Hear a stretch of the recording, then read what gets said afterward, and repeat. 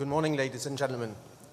I have the pleasure of running the European Construction Product Association, of which IMSAD is one of the largest members in terms of employees and turnover. So it's a great pleasure to be here and to be speaking to you today. I've been given two challenges this morning. If you look at the title of the session, is telling you about the future. Now, I'm not a fortune teller. I believe in Turkish you say falce. So I will tell you about European initiatives in terms of construction. And the other one is, the other challenge is to tell you all about this in 15 minutes. So please prepare for a crash course in European affairs. A little bit about the associations. We are 25 years old in history, and I took over 2 years ago to give it a new energy, a new visibility to interact with European institutions. As you will see, we have many sectors, many European and national associations on board. So to summarize, our activity is to prepare common messages for the whole industry on behalf of the industry to the decision makers in Europe.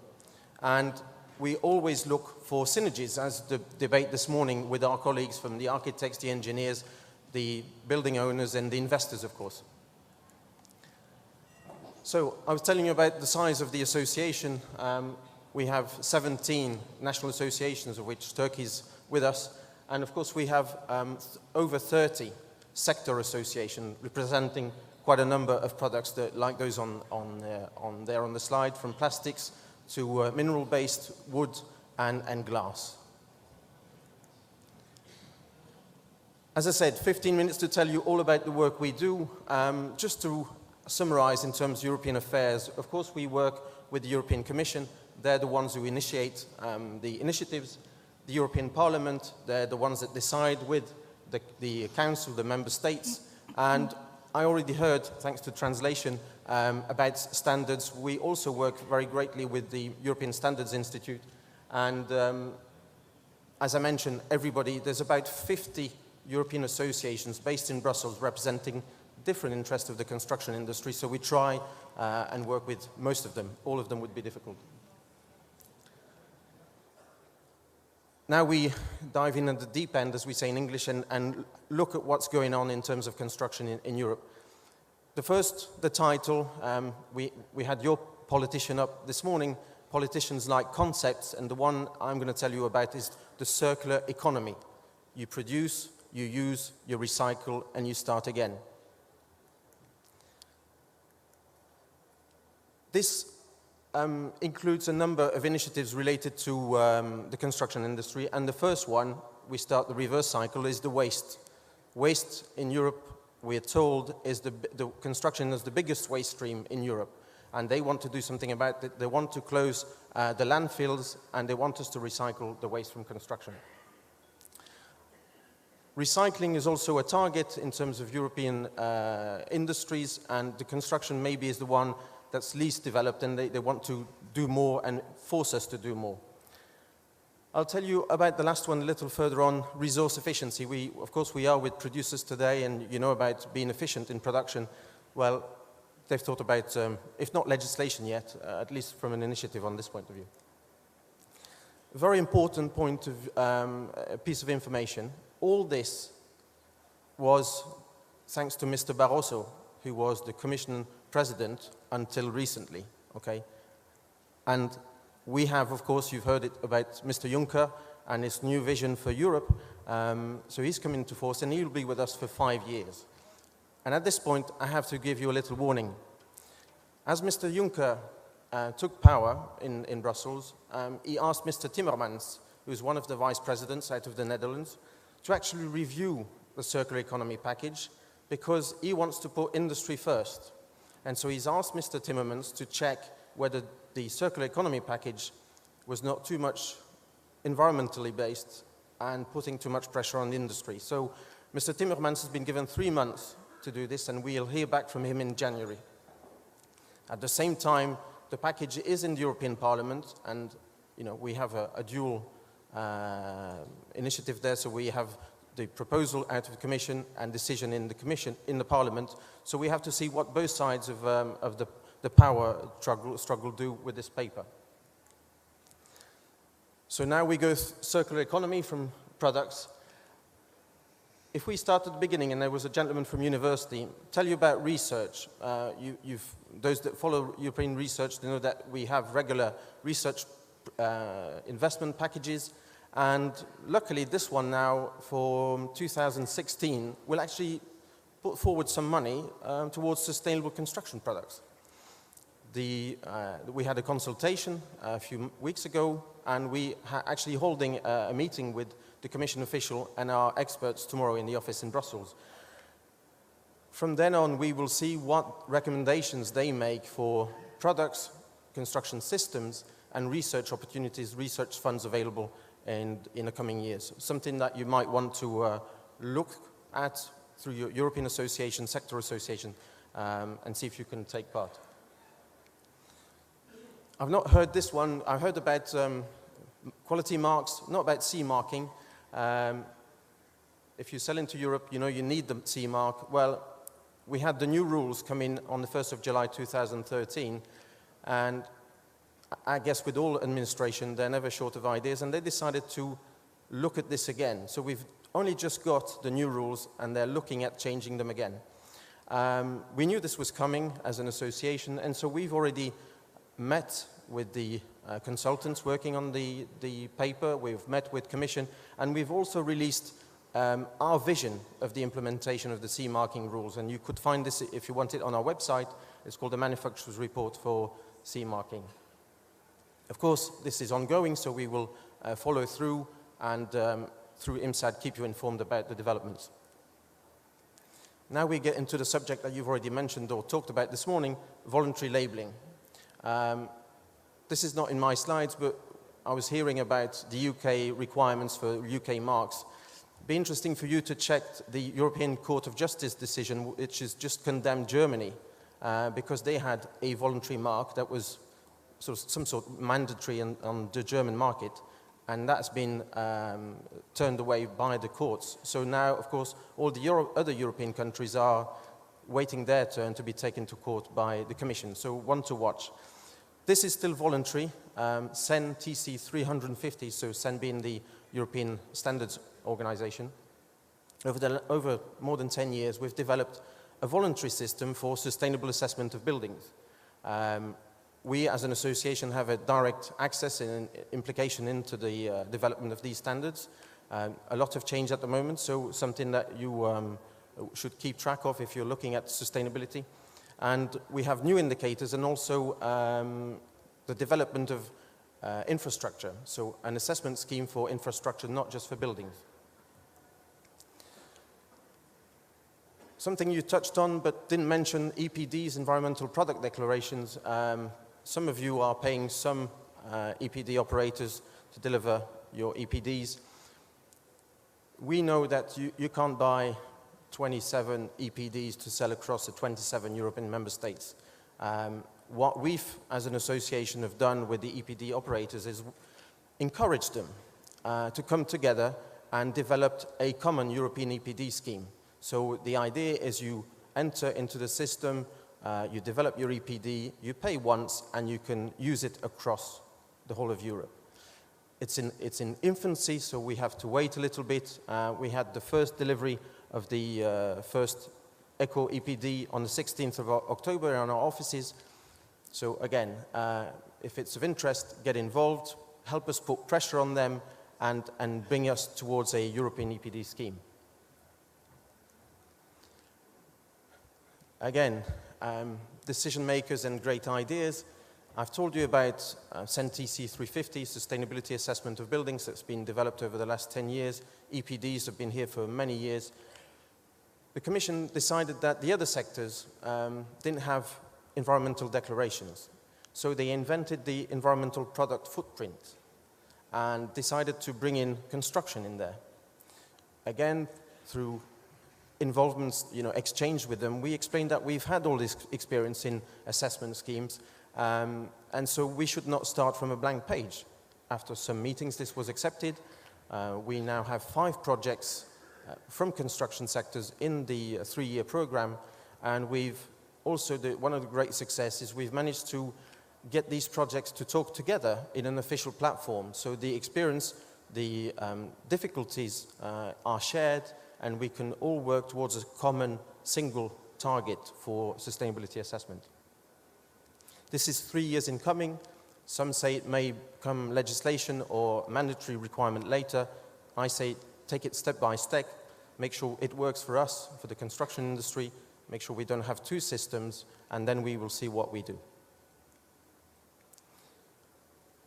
Telling you I was going to mention this resource efficiency. I've been involved in construction for nearly 10 years, and I always tell politicians that if in any manufacturing you're not efficient, then you're out of the market, okay? You're efficient with resources, you're efficient with energy, and you're efficient with your employees. But still, we have to prove our case. The sad part of this story is we were expecting, and we'd been working towards, a communication on sustainable buildings. How can we, together with the architects, the engineers, the building owners, the investor, make sure that the building is sustainable over its lifetime? I don't know about Turkish ministries, but in the Commission we have different departments, and the ones looking after energy said, no, they're not allowed to touch this, this is our part, so you can't do sustainable buildings, you have to do resource efficiency. So from a very large target, we've come down to something that's rather small, but again, we have to work with it. We've met with the Commission. There's a research project coming on, and we will show them, we will prove them with the different sectors that overall the industry is extremely efficient. We may have to communicate better, to our customers and the next people in the steps in the system, but we have a lot of experience in this. This is new. It's something that I like to bring. It's not in my work program because we mostly work on environmental and technical issues. Building information modeling. It's the use of IT. We've seen Twitter and Facebook, which is social media, but how to use databases and IT systems to transfer the knowledge and make the building or the infrastructure better at the end. How do we communicate on a project? We had an expert meeting earlier this year. We brought the expertise from Scandinavia, from France, the UK and Germany, because unfortunately there's a lot of work being done on this across Europe, potentially in Turkey as well, but mostly producers of construction product are not involved. So the system is being developed, and we are at the start of the system, and we are not expressing our needs or the added advantage of bringing us in. The concern for us as an association is, in the end, we would have too many systems and, again, conflict rather than harmonization. Last but not least, mention Schengen and the standards, and potentially there will be a European standard started, or the development of standards started very soon. So something that if you're interested in, keep an eye out on it for it, express your expertise and help us make it a success. Now, this was extremely interesting because, as I said before, we talk about the European Commission, but there are so many Director Generals underneath the platform, the House, and they all work independently. Well, somebody had the clever idea of suggesting a sustainable urban agenda. How can we make our cities more friendly to live in, more efficient, cleaner air, better transport? And of course, political interest is there, but what they brought in is this idea of adaptation to climate change. All through my presentation, you will see the references. If you want to go a little further, because I've only got 15 minutes, you will see there COM 213, 216. That's the reference for that particular piece of Commission paper. They're also working now on nature-based solutions. Another concept, how do you bring nature back into the cities? How do you put parks back in cities? How do you make green roofs? How do you make the whole system work together? So again, there was a consultation. This is a great idea. We have to see where the Juncker Commission takes this and to see if we can take it a little further. But really is to bring all construction legislation together under a vision for cities in the future. We come full circle and end with waste again. We have a piece of legislation and it's being revised. We're talking about targets for the construction industry. We're talking about closing of landfills and taxes. So another project is going to be launched soon, looking at the different waste streams, the different construction sectors, recycling glass, recycling mineral-based products, separating at the source. We're working closely with the European Demolition Association, and we're working very closely with the Commission. How can we show what is being done, what can be done to improve the system, and how to develop markets for recycled materials? Because it's one thing to recycle all, but if there is no value, the metals is easy. People are fighting to get scrap metal out of a demolished building. How can we get the market going for the other products that we take out of the building? So, conclusions. Well, CE markings, as you've seen, once again under discussion. It doesn't make for a stable market. We tell them that construction industry is a long-term investment system. We can't change the rule every 2 years. So, we're working closely with the Commission, and help us with your expertise. Well, voluntary marks, there are many. I've only mentioned 2. A lot of change is coming. Again, get involved in the debate and make sure that your discussions with your voluntary mark cooperatives feeds back into the European debate. Building level certification. Well, at the moment in Europe, of course, we have the energy efficiency labeling, a bit like your fridge, from A to D to E. That will change. The targets will change. The investment will change. We're talking about more energy investment, more funds investment in energy efficiency of buildings, because we want to be less dependent on Russian gas. And so we've had the experience with energy efficiency. We're looking at resource efficiency and environmental impacts. That will change in the coming years.